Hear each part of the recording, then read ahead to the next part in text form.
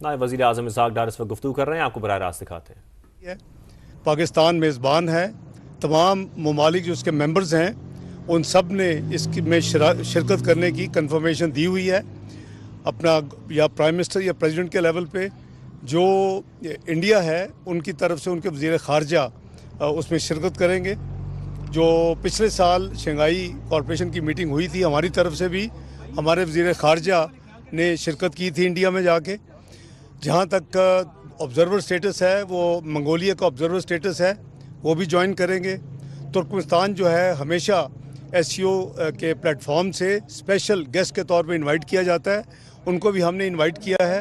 अल्हम्दुलिल्लाह करीबन इनके साथ जो टोटल ह्यूमन रिसोर्स और लोग जो आ रहे हैं डेलीगेशंस के लेवल पे, क्योंकि जो प्लानरी है वो 1+16 की है, हर यानी प्राइम मिनिस्टर या प्रेसिडेंट के साथ हेड ऑफ डेलीगेशन के साथ 16 लोग मौजूद होंगे मेन हॉल में। और इस तरह करीबन 1000 लोगों का हम तवक्को कर रहे हैं जो उनके साथ टीम्स आ रही हैं, सिक्योरिटी की, मीडिया की और दूसरी चीज़ें। इंशाअल्लाह अल्लाह ताला के फजल व करम से तैयारी पूरी है। मेज़बानी का जो है उनकी हमारी ज़िम्मेदारी इंशाअल्लाह वो पूरी तरह हम निभाएंगे। कोई हमने किसी किस्म की कोई एक्सेप्शन नहीं की। ये एक मल्टीलैटरल फोरम है जिसके ऊपर इसका अपना एक मैंडेट है, उसके मुताबिक तमाम कार्रवाई होती है। जब हम दूसरे मुल्कों में जाते हैं, आपको याद होगा कि चंद महीने पहले एससीओ का हेड्स ऑफ स्टेट समिट हुआ था अस्ताना में, तो पाकिस्तान के वज़ीर आज़म जनाब शहबाज शरीफ साहब ने पाकिस्तान की नुमाइंदगी की थी और बाकी उनके साथ वज़रा भी थे, मैं भी था उसमें। तो इंशाअल्लाह आप देखेंगे कि अल्लाह ताला के फजल व करम से जो कई सालों के बाद इस तरह का बड़ा इवेंट, मुझे जो याद है वो 1997 में हुआ था। 21-22 में ईसीओ जो है वो ये इस तरह के फोरम हुए हैं मल्टीलैटरल, लेकिन जो बड़ा फोरम था वो 1997 में था। मेरे नज़दीक 27 साल के बाद पाकिस्तान एक बहुत बड़े फोरम की मेज़बानी का शर्फ अल्लाह ताला ने दिया है। इंशाअल्लाह हम इसको अपनी ज़िम्मेदारी पूरी तरह निभाएंगे। और जो हमारे मेहमान हैं उनमें से कुछ क्योंकि सवाल है, मैं उसका जवाब अपने इस बात में कर रहा हूँ। कुछ ममालिक हैं उन्होंने बायलैटरल मीटिंग्स भी मांगी हैं पाकिस्तान से वज़ीर आज़म से मिलने के लिए। वो हमने मसलन चाइना है, वो तो एक दिन पहले तशरीफ़ ला रहे हैं, वो तो एक किस्म की एक्सक्लूसिव बायलैटरल मीटिंग के लिए कल आ रहे हैं बजाय 15 को आने के। बाकी तमाम डेलीगेशन 15 को आएंगे, 16 की रात को फारिग होंगे और वापस जाएंगे। लेकिन इसके बावजूद भी जो डेलीगेशन आ रहे हैं एससीओ के लिए, उन्होंने भी कुछ ममालिक ने, रशिया है फॉर एग्ज़ाम्पल, और कुछ और ममालिक हैं सेंट्रल एशियन स्टेट से, उन्होंने भी बायलैटरल मांगे हैं। वो पाकिस्तान फॉरेन ऑफिस ने वो मीटिंग्स प्राइम मिनिस्टर साहब की इजाज़त से तय कर ली हैं। ये भी सवाल मुझसे पूछा गया और मैं उसका जवाब कंबाइन दे देता हूँ कि जी इंडिया क्या बायलैटरल होगा। तो इंडियन फॉरेन मिनिस्टर जो हैं उनकी तरफ से कोई बायलैटरल की रिक्वेस्ट नहीं है, हमने भी उनको बायलैटरल की उनको दावत नहीं दी। वो एससीओ के फ्रेमवर्क के अंदर जो उनसे बात होगी वो एससीओ के फ्रेमवर्क में मल्टीलैटरल फोरम के ऊपर शंघाई कॉरपोरेशन के यानी हेड्स ऑफ गवर्नमेंट की मीटिंग में उस हवाले से होगी। तो जब ये तमाम कार्रवाई 16 तारीख को जब मुकम्मल हो जाएगी तो फिर दोबारा एससीओ के स्टैंडर्ड फॉर्मेट के मुताबिक होस्ट कंट्री की तरफ से मैं और एससीओ के सेक्रेटरी जनरल प्रेस को डीब्रीफ करेंगे और इंशाअल्लाह वो अपनी स्टेटमेंट देंगे। मैं अपनी पाकिस्तान की तरफ से मेज़बान मुल्क होने के नाते दूंगा। तो इंशाअल्लाह आपको हम साथ साथ जारी अपडेट रखेंगे और मुझसे भी ज़्यादा स्पीड पे अता तारड़ साहब आपको एडवांस इंफॉर्मेशन हर चीज़ की देते रहेंगे। बहुत शुक्रिया सर। ये बताइए अभी आपने जो सोशो इकोनॉमिक कैनी साहब से करने दें, कैनी साहब बोल रहे हैं आपके पास। सर आप नायब वज़ीर आज़म इसाक डार और अता तारड़ साहब एक वॉक का एहतमाम किया है। तैयारियों का जो आपने देखी हैं, जो मॉडल्स आपने देखे हैं, वज़ीर दाखिला और चीफ कमिश्नर इस्लामाबाद की जो मेहनतें हैं, आप कितने % को मार्क्स देते हैं? और दूसरा सबसे अहम सवाल कि एक सियासी जमात की तरफ से मुसलसल वही एहतजाज धरने अगर उनकी कोई कोशिश हुई तो उस हवाले से क्या हिकमत अमली और आपका इस पर क्या कमेंट होगा? देखिए, मैं पूरी टीम को, जनाब अता तारड़ साहब उनकी टीम को, मैं चीफ कमिश्नर साहब चेयरमैन CDA उनकी टीम को, मैं अनफेयर हूँगा वजारत ख़ारजा की पूरी टीम को, इंटीरियर मिनिस्ट्री की पूरी टीम को, तमाम स्टेक होल्डर्स जो ज़िम्मेदारी है वो कई हफ्तों से, वॉक तो आपके साथ आज की है, खामोशी से अकेले कई चक्कर लगाते हैं रात को उठ के। तो इसलिए आपने भी देखा अल्हम्दुलिल्लाह इन सब दोस्तों की काविशों से आपने कहा मार्क्स मेरे नज़दीक तो 100% मार्क्स होने चाहिए सबको इंशाल्लाह। बाकी आपका जो दूसरा सवाल है वो मैं समझता हूँ कि मुल्क की जो सियासत की अच्छी रिफ्लेक्शन नहीं है कि एक पार्टी वही काम कर रही है जो 2014 में उन्होंने किया था। इसी चौक में उन्होंने 126 दिन का धरना दिया। चीन के वज़ीर आज़म 1 साल के उसमें ताख़ीर हुई उनके आने में, और फिर हमने देखा कि 9 मई को जो कुछ इस मुल्क में हुआ, और रिसेंट जो हमने ऑल पार्टीज़ कॉन्फ्रेंस की, हमारा ख्याल था कि चलें ये गाज़ा के लिए है, फ़लस्तीन के शहीदों के लिए 43,000 करीबन 90,000 वहाँ ज़ख्मी हैं, ये बैरूत में जो कुछ शुरू हो चुके हैं लेबनान में उसके लिए है, तो हमारा ख्याल था कि उसमें तो वो ज़रूर अब आ जाएंगे। लेकिन आपने देखा उसमें भी उन्होंने शिरकत नहीं की। ये शिरकत ना करना तो बहुत ही मुझे अजीब लगा।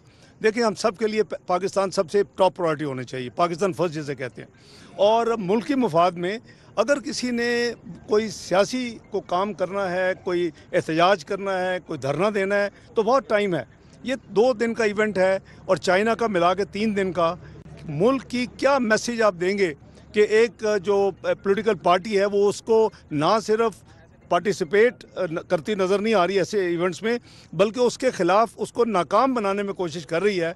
तो मेरी यही आपके ज़रिए उनको ये होगी अपील कि उनको चाहिए कि 15 की कॉल को कैंसिल करें मुल्क की मुफाद में, और ये 15 की कॉल कैंसिल होनी चाहिए, ये उनके भी अपने मुफाद में। मुझे लोग कहते हैं कि आप तो हमेशा रिकन्सिलिएशन में बिलीव करते थे, आपने तो 126 दिन का धरना भी उठाया था। मैंने कहा कि मैं बिल्कुल इसमें बिलीव करता हूँ रिकन्सिलिएशन में, लेकिन 9 मई के जो एक्शन थे, जो कि आपने तमाम रेड लाइन्स को क्रॉस कर दिया, अपनी स्टेट के ऊपर हमला कर दिया, स्टेट इंस्टीट्यूशन के ऊपर हमला कर दिया, स्टेट इंस्टॉलेशन के ऊपर हमला, मैं कहा मेरे जैसा बंदा भी अब यानी मजबूर हो गया कि मैं भी नहीं कर सकता।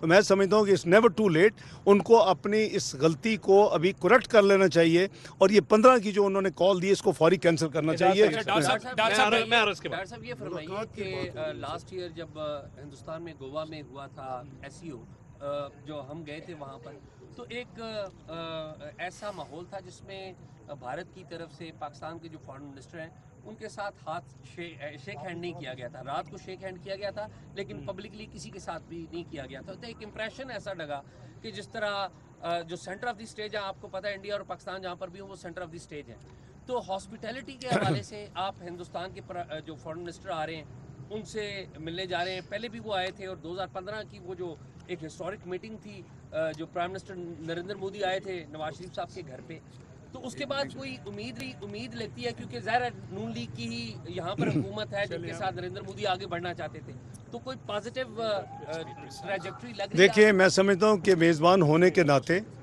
हमारी मजहबी ट्रेनिंग भी यही है, हमारे जो फाउंडर्स थे उनकी भी ट्रेनिंग यही है, और हमारी पॉलिटिकल पार्टी और उसकी लीडरशिप ने डेमोन्स्ट्रेट किया जिसका आपने जिक्र किया। तो हमें मेज़बान होने के नाते हर एक को इज़्ज़त देनी चाहिए, एहतराम से उनको करना चाहिए, और उनको वेलकम करेंगे चाहे किसी भी मुल्क से हो। जो मेंबर SCO मेंबर है वो उस कैपेसिटी में आ रहे हैं। मैंने अभी क्लियर किया कि कोई बायलैटरल मीटिंग नहीं है, तो इसलिए SCO के फ्रेमवर्क में हम पूरी उनको प्रोटोकॉल और इज्जत देंगे। डॉक्टर साहब मैं ये पूछना चाहता हूँ कि जो इसका थीम है वो बड़ा बुनियादी है, socio cultural economic and humanitarian issues, तो क्या आप समझते हैं कि अफगानिस्तान को डिस्कशन में लाए बगैर ये कॉन्फ्रेंस जो है वो सक्सेसफुल हो सकती है, और क्या पीस मुमकिन हो सकता है? देखिए नहीं, देखिए मैं अर्ज कर रहा हूँ, क्या वो इनवाइट नहीं किया गया? एक सेकंड में जा, देखिए जो आपने जितनी चीज़ें गिनवाई हैं, socio economic, culture, human rights वगैरह, ये सारे इसके मैंडेट में हैं SCO के। सो कोई नई चीज़ नहीं होने जा रही। ये फोरम जब भी मिलता है इन तमाम इश्यूज़ पे बात करता है, और जो बात होगी उसका खुलासा मैंने अर्ज़ कर दिया कम्युनिके की शक्ल में प्रिपेयर होगा, और मैं और सेक्रेटरी जनरल SCO हम आपके साथ शेयर करेंगे। नंबर 1। नंबर 2, अफ़गानिस्तान पे आ जाते हैं। जहाँ तक अफ़गानिस्तान का ताल्लुक है, 2021 से अफ़गानिस्तान ऑब्जर्वर स्टेटस उनका था, वो फुल मेंबर नहीं थे, लेकिन 2021 से वो उन्होंने उनकी जो है member even observer status virtually suspended कह लें या इन्फेक्शस कह लें। चूँकि 2021 से उनको इनवाइट नहीं किया जा रहा और वो पार्टिसिपेट नहीं कर रहे उन वजूहात के, तो पाकिस्तान अकेला इन मामलात में फ़ैसले नहीं कर सकता। मल्टीलैटरल फोरम पे, जो मल्टीलैटरल फोरम का जो हेडक्वार्टर्स होता है वो प्रोएक्टिवली होस्ट कंट्री के साथ मिल के काम करता है। तो इसलिए हमने बिल्कुल इन्विटेशन नहीं भेजी, और हमने इन अकॉर्डेंस में जो 2021 से चल रहा है उसको फॉलो किया। जी मैडम। सर, एससीओ को रीजनल तंजीमों में दुनिया की सबसे बड़ी तंजीम माना जाता है। यहाँ पे 12 ममालिक के सरबराहान आ रहे हैं, एक बड़ा मौका है पाकिस्तान के लिए, एजाज़ है कि मेज़बानी कर रहे हैं आप। पाकिस्तान का आलमी तौर पे जो उसका तशख़्ख़ुस है वो क्या आप देना चाहते हैं बाहर? और दूसरा, बहुत सारे ऐसे एस्पेक्ट्स हैं जिस तरह ट्रेड है, इकोनॉमी, इंफ्रास्ट्रक्चर और एनर्जी खुसूसन, जिससे पाकिस्तान जो है वो दुनिया ममालिक के साथ फ़ायदा उठा सकता है, क्योंकि अवाम की भी नज़रें लगी। सेकेंडली, आपने सर तैयारियाँ देखी, पाकिस्तान टेलीविज़न ताड़ सर आपके साथ मौजूद हैं, पाकिस्तान टेलीविज़न 360 का प्लान लेके इसको कवरेज कर रहा है, उस हवाले से आप क्या कहेंगे? देखें, जहाँ तक आपने कहा कि ये अपॉर्चुनिटी को अवेल करके, तो वो हम कर रहे हैं। आपने देखा कि रिसेंटली मलेशिया के प्राइम मिनिस्टर आए, जो बायलैटरल हमारी हो रही हैं। अभी आपने सऊदीया का देखा, 27 MOU साइन किए गए। तो वो बायलैटरल तो हमारी मतलब रशिया से भी बात होगी, जिन्होंने बायलैटरल जिनसे हो रहे हैं, चाइना से भी बात होगी, दूसरे ममालिक से भी बात होगी, लेकिन इस फोरम को उस काम के लिए इस्तेमाल नहीं किया जा सकता। इसके अपने मैंडेट में आपको रहना पड़ेगा, क्योंकि एक प्रोटोकॉल है इस फोरम का। जहाँ तक आपने कहा कि मैं PTV और अता ताड़ साहब की ऑलरेडी एक्नॉलेज कर चुका हूँ, तारीफ़ कर चुका हूँ, माशाल्लाह he is doing great job. और ये हम सब का फ़र्ज़ है कि हम होस्ट हैं, और पाकिस्तान के 25 करोड़ अवाम के इसमें इंशाल्लाह बुलंद होगा नाम और इज़्ज़त अफजाई मिलेगी, और इंशाल्लाह पूरा हमें इस पर अपनी जिम्मेदारी अदा करेंगे। सर, एससीओ समिट का स्पेक्ट्रम तो जैसे आपने बताया कि वसी है, जबकि SCO heads of council of government का स्पेक्ट्रम डिफरेंट है, जो कि कनेक्टिविटी और इकोनॉमी पे है। तो क्या हम उम्मीद कर सकते हैं कि ये कनेक्टिविटी जो इंडिया और पाकिस्तान की ट्रेड के हवाले से भी इस पर कोई, क्योंकि दोनों रुकन ममालिक हैं, तो बात आगे बढ़ सकती है? देखिए, एक ब्रॉडर कॉन्टेक्स्ट में अपना नॉर्थ साउथ, साउथ साउथ, ये सारी कनेक्टिविटी में हमारी कई ममालिक से बात हो रही है। रेलवे की लिंकेजेस की बात हो रही है, रोड लिंकेजेस की बात हो रही है। वो हम अपनी एफर्ट्स, ये गवर्नमेंट मियां शहबाज शरीफ साहब की क़यादत में कंटिन्यूसली कर लिए पिछले 8 महीने में, और इंशाल्लाह करती रहेगी। इसका मैं रिपीट करूंगा कि वो इसका मैंडेट जो है ना, हमें उसके अंदर रहना है। हम ये बीइंग होस्ट, हम उसको यानी एक्स्ट्रा नहीं उसको स्ट्रेच कर सकते, वो उस लिमिटेशन में रह के सारी बात होगी। डार साहब ये बता दें कि सोहेल साहब, फिर उसके बाद लास्ट क्वेश्चन आपसे जी। जी डार साहब तारिक साहब ने मुझे जिम्मेदारी दी। अच्छा चलें, आप कर लें, उसके बाद लास्ट 2 क्वेश्चन थे। मैंडेट के अंदर रहते हुए जिस तरह बाकी तंजीमें WTO है, उसके पहले ये छोटी तंजीम ज़रूर है, लेकिन रीजन के हवाले से इस दफ़ा फ्रूटफुल होने जा रही है। यानी कि 27 साल बाद पाकिस्तान में इसका इजलास हो रहा है, कॉन्फ्रेंस हो रही है। आप समझते हैं कि इसके रीजनल कनेक्टिविटी और बाकी जो इसके मैंडेट है उसके मुताबिक इसका फ़र्क पड़ेगा, या इजलास के बाद वैसे ही हो जाएगा? मैं भाई वही कहूँगा कि इजलास के जो अपने कंटूर्स और पैरामीटर्स होंगे, स्कोप ऑफ डिस्कशंस होगी, वो उसके अपना जो चार्टर है एससीओ के अंदर होंगी। लेकिन जब आप कनेक्टिविटी की बात करते हैं तो वो एफर्ट्स डिफरेंट हैं। वो हम बायोलैटरल ऑलरेडी कर रहे हैं, उसमें कई ट्रायलैटरल भी हैं, उसमें कई मुल्कों में टैपी है फॉर एग्जांपल, तो उसमें 4 कंट्रीज़ इन्वॉल्व हैं। अगर हमारी रेलवे कनेक्टिविटी होगी तो शायद 3 कंट्रीज़ इन्वॉल्व हों। तो ये सारी चीज़ें ऑलरेडी पैरेलल शहबाज शरीफ साहब की क़यादत में हो रही हैं और होती रहेंगी इंशाल्लाह। जी सोहेल साहब, लास्ट सेकंड लास्ट, फिर लास्ट आपसे। जी वज़ीर ख़ारजा साहब, ये बताइएगा कि पाकिस्तान एससीओ का एक इम्पोर्टेंट वाइब्रेंट कंट्री बन के उभरा है, और एससीओ राइजिंग, जिस तरह ईस्ट राइज कर रहा है, पाकिस्तान और एससीओ मिल के राइज कर रहे हैं। तो इसमें जो हमारा इस दफ़ा एससीओ का थीम है वो प्रॉस्पेरिटी है। तो प्रॉस्पेरिटी के हवाले से पाकिस्तान ने क्या कोई सॉलिड रोड मैप बनाया है कि पूरे रीजन की प्रॉस्पेरिटी किस तरीके से पॉसिबल है, और उसमें बॉटलनेक्स जो हैं वो क्या हैं, नॉन टैरिफ बैरियर्स हैं और कुछ इस तरह की चीज़ें हैं? देखिए, प्रॉस्पेरिटी के लिए पूरे रीजन को इंटीग्रेशन की ज़रूरत होगी, उसके लिए अमन की ज़रूरत होगी। हमारी जो इस हुकूमत की जो कोर ऑब्जेक्टिव है या कोर कोशिश है वो ये है कि हम पाकिस्तान को इंटीग्रेट करते हुए पीस, डेवलपमेंट एंड प्रोग्रेस के लिए काम करें। उसके नतीजे में आपकी इंशाल्लाह इकॉनमी बेहतर होनी चाहिए, आम जो कॉमन मैन है उसकी ज़िंदगी में बेहतरी आनी चाहिए, महंगाई में कमी आनी चाहिए, आपके इंटरेस्ट रेट में कमी आनी चाहिए, आपका मईशत का पहिया चलना चाहिए। सारे ऑब्जेक्टिव हैं। तो ये मल्टीलैटरल भी हैं और हमारा अपना कोर एजेंडा भी है जो मियां शहबाज शरीफ साहब की क़यादत में होम ग्रोन एजेंडा जिसका नाम है। तो हमारा सारा ये जो अपनी प्लान है वो इसी के इर्द गिर्द इवॉल्व किया हुआ है। और बाय द वे, ये कोई नई चीज़ हम नहीं कर रहे। ये आप इलेक्शन से पहले मुस्लिम लीग नून की वेबसाइट पे जाके हमारा मैनिफेस्टो पढ़ लें तो आपको पता चल जाएगा हमने कौन से क्या वादे किए हुए हैं। और उसी के इर्द गिर्द कई ऐसे हमारे टारगेट्स हैं जो हमने फिस्कल ईयर 25 में यानी जून 2025 तक करने थे, 10% तक महंगाई लानी थी, वो अलग फल से ऑलरेडी आ चुकी है। दूसरी बात यह है कि ये अकेला वो लोग हैं, उनसे पूछें जो कहा करते थे कि पाकिस्तान सफारती तौर पे ऊपर तन्हाई का शिकार है। अब आज उनसे पूछें कि जी तन्हाई का शिकार है या सारी मेरे दोस्तों की, कॉलीग्स की दिन रात की यानी उसको बिज़ी रखा हुआ हमने, तो अभी ये ख़त्म होगा तो उसके बाद कई और सऊदी अरेबिया की कमिटमेंट है, चोगम आगे आ रहा है कॉमनवेल्थ का समाव में। उसके अलावा अपना सऊदी अरेबिया, मैंने जैसे अर्ज़ किया कि वो फाइनेंशियल इन्वेस्टमेंट इनिशिएटिव का जो करते हैं, उसके बाद कतर की एग्जीबिशन है। तो ये सारी चीज़ें, और जस्ट 1 जनवरी से अल्लाह के फजल करम से, ये आपकी दुआएं हैं 25 करोड़ आवाम की, कि पाकिस्तान 12 साल पहले जब UN सिक्योरिटी काउंसिल का मेंबर बना था तो 1 वोट की बढ़ोतरी से मेंबर बना था। इस दफ़ा अल्लाह के फजल करम से 182 वोट वर्सेस 5। तो ये पाकिस्तान के जो कहते थे कि सफारती तौर पे तनाह हो चुका है, वो आज रीअसेस करें कि आज पाकिस्तान किधर खड़ा है। और वो हम अपने 2 साल मेंबर्स UN सिक्योरिटी काउंसिल के हवाले से अपने एजेंडे को, ग्लोबल एजेंडे को, और ये जो अभी पीछे मुझे पीस, प्रॉस्पेरिटी, डेवलपमेंट और प्रोग्रेस की बात कर रहे थे, उस एजेंडे को आगे लेके चलेंगे। मेरा सर पाकिस्तान के डिप्टी वज़ीर आज़म से ये सवाल है, यकीनन शंघाई ताउन तंजीम का अपना एक मैंडेट है, अपना प्रोटोकॉल है, लेकिन अभी आपने बताया कि 2 तरफा मुलाकातों की पाकिस्तान की क़यादत से फ़लस्तीन के लिए, गज़ा के लिए पाकिस्तान ने बहुत कुछ किया है सर। इसमें बिल्कुल शक शुबे से बाला तरह आपने ऑल पार्टीज़ कॉन्फ्रेंस बुलाई और कौमी इत्तेफाक राय पैदा किया। तो जो आपकी 2 तरफा मुलाकातें हैं, यकीनन कौम ये तवक्को रखती है कि आप यकीनन फ़लस्तीन और गज़ा का जो अलमिया है, इसमें क्या बातचीत होगी सर? देखिए, कोई ऐसा मौका वज़ीर आज़म शहबाज शरीफ और उनकी टीम नहीं छोड़ती जिसमें गज़ा और फ़लस्तीन की बात ना हो, और उसमें अब लेबनान ऐड हो चुका है। प्राइम मिनिस्टर ने रियाद में जो बातें की, वहाँ वही बात थी। अभी मलेशियन प्राइम मिनिस्टर है, उनके साथ वही बातें हुई। चीनी क़यादत अगर इवन उधर मिली, UN में जितनी स्ट्रॉन्ग उन्होंने स्पीच की, पाकिस्तान की नुमाइंदगी करते हुए OIC जो हेड्स ऑफ गवर्नमेंट समिट था गैम्बिया में, वहाँ से शुरू हुआ। हमने ना सिर्फ गज़ा की और कश्मीर के ऊपर OIC का कॉन्टैक्ट ग्रुप, OIC कश्मीर के ऊपर वो कई सालों से नहीं मिला था।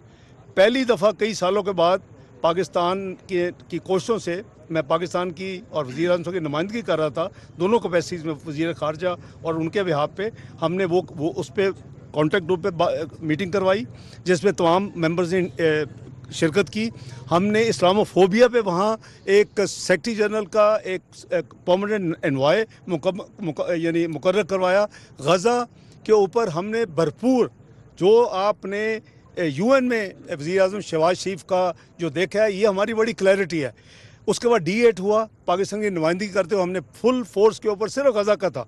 उसके बाद अमान में king of Jordan, president of Egypt, UN secretary general ने ये किया, और हमने भरपूर अपनी नुमाइंदगी की। और बाई नेम शायद ही किसी ने इसराइल के ऊपर अटैक किया हो या क्रिटिसाइज़ किया हो, जो हमने किया अल्लाह के फजल करम से। अभी उसके बाद जद्दा में हुआ, उसमें मैंने पाकिस्तानी नुमाइंदगी की और फॉरेन ऑफिस ने यानी परफॉर्म किया वहाँ कि हमने उधर। तो अभी एक और होने जा रहा है, मैं आपको अभी बता देता हूँ कि अंडर कंसिडरेशन है OIC की हेड्स की मीटिंग, और उसके साथ जो अरब लीग है वो भी शायद कंबाइन हो जाए। और एजेंडा क्या होगा? सिर्फ 1 पॉइंट एजेंडा, कि जो बर्बरियत हो रही है गज़ा में, लेबनान में, उसके हवाले से 1 पॉइंट एजेंडा होगा। तो हम तो इसमें कोई जगह नहीं छोड़ते जहां हम उनकी आवाज़ ना बने, और अपना, और साथ साथ प्रैक्टिकल भी कर रहे हैं। 10 कंसाइनमेंट जा चुकी हैं। पहले इजिप्ट के जा रही थी, उसमें कोई मसाइल आ रहे थे। अमान जॉर्डन की गवर्नमेंट से बात करके अब अमान के ज़रिए भेज रहे हैं, और वहाँ मामला नहीं ख़त्म हो, ये जारी है। प्राइम मिनिस्टर ने अभी 2-3 दिन पहले जो हमारी मीटिंग हुई है कैबिनेट की, उसमें उन्होंने NDMA को कहा कि आप टेंट्स की और इस तरह की सर्दियां आ रही हैं, फौरी तौर पर तैयारी करें, वो हो रहा है। उन्होंने एक special account PM relief for Gaza and Lebanon, उसके लिए तो हमारी इस पर आप समझे कि टॉप प्रायोरिटी है। जैसे हमारे लिए कश्मीर की प्रायोरिटी है, इसी तरह गज़ा की प्रायोरिटी। एक जो डॉक्यूमेंट अडॉप्ट होना है वो है cooperation among SCO trade body, जो कि पाकिस्तान का प्रपोजल था, इस मीटिंग में अडॉप्ट होना है। How do you see that, what do you have to say on that, कि कितनी बड़ी पाकिस्तान की क़यादत सक्सेस के तौर पे, अब वो भले SCO डॉक्यूमेंट के तौर पे अडॉप्ट होगा, लेकिन पाकिस्तान प्रपोजल था, how do you see that? देखिए, अल्लाह के फल से मैं समझता हूं पाकिस्तान की कामयाबी है कि उसके हवाले से SCO के मेंबर ममालिक के कॉमर्स एंड ट्रेड मिनिस्टर्स की मीटिंग हो चुकी है। कुछ फिज़िकली पाकिस्तान आए थे चंद हफ्ते पहले, कुछ ने अपना वर्चुअल ज्वाइन किया, तो उसकी जो आउटकम है वो इसका हिस्सा होगी। और पाकिस्तान ऑब्वियसली अल्हम्दुलिल्लाह एक अच्छा था, हमने एक ट्रिगर किया, सब मेंबर माने और उसके ऊपर आप देखेंगे कि आउटकम निकलेगी। Thank you sir, thank you.